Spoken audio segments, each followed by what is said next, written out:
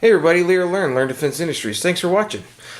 Okay, what do we got here for you? Well, guys, I think it's finally a time that I give this Glock some love and share it with everybody else because this is my absolute favorite Glock that I own so far.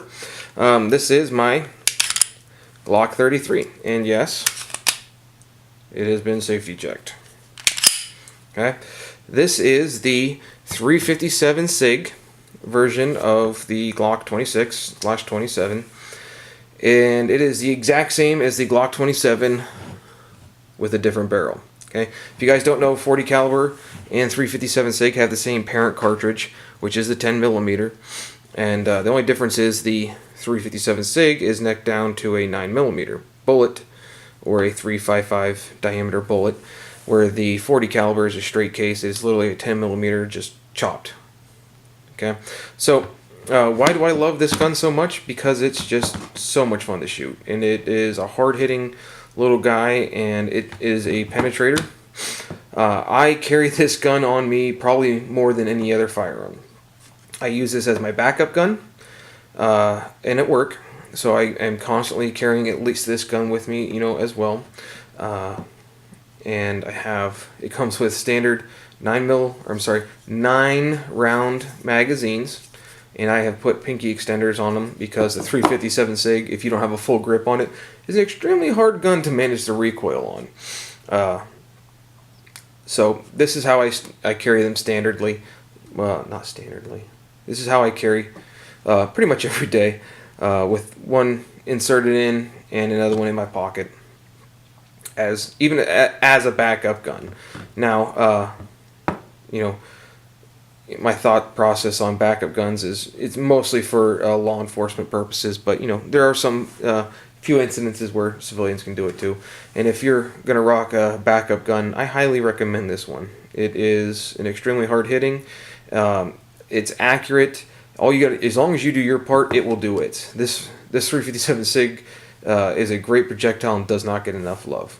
Now, let's talk about some downsides of this thing. And I've already mentioned the one multiple times, and that is the recoil on this thing can be atrocious and hard for new shooters to deal with.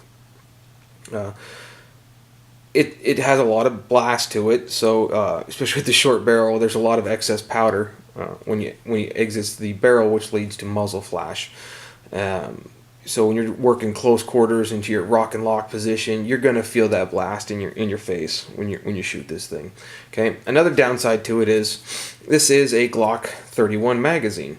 It is the 15 rounder, and yes, it does insert nicely with a hose extender right into this. Now, that right there is a blaster of a little package. The only problem is, when this gun recoils, it recoils so hard that this shifts in your hand, and literally, with certain types of ammunition, is prone to malfunction.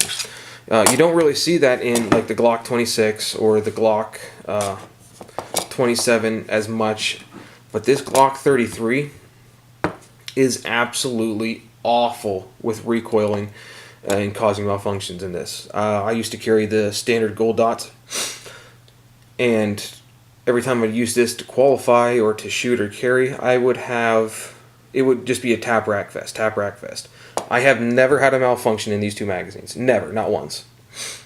This one, I cannot shoot more than a couple rounds without tap rack bang, if I'm lucky.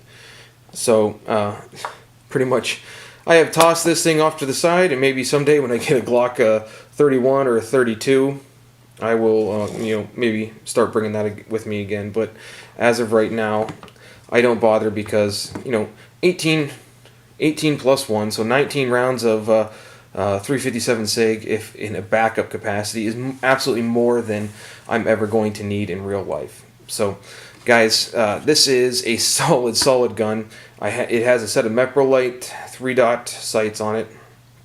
These things are solid.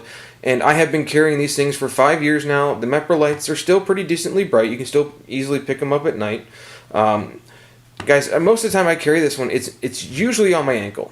And ankle guns tend to get beat up quite a bit. This gun has taken a licking and it keeps on ticking. These sights are, I pushed them in myself. I glued them in with Loctite, so they're not going anywhere, so I don't really have to worry about those. They're not the plastic sights that come with Glocks that are just going to rip off or anything like that. So if you're looking for a good backup piece, I highly recommend the Glock 33. If you're looking for a good summer carry piece, I highly recommend the Glock 33. If you're looking for a good caliber to carry, I highly recommend the 357 SIG. Again, I don't think it's necessarily for new shooters. If you're a law enforcement agency looking to pick a caliber, this is probably the best caliber as a Leo that you can pick.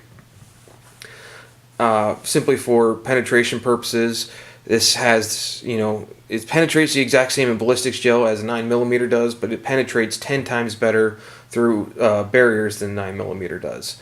It penetrates better than every other caliber out there for semi-automatic handguns, minus the 10mm. So it really is the underdog of the caliber, debates or wars, and it is absolutely cooking when it comes out of there.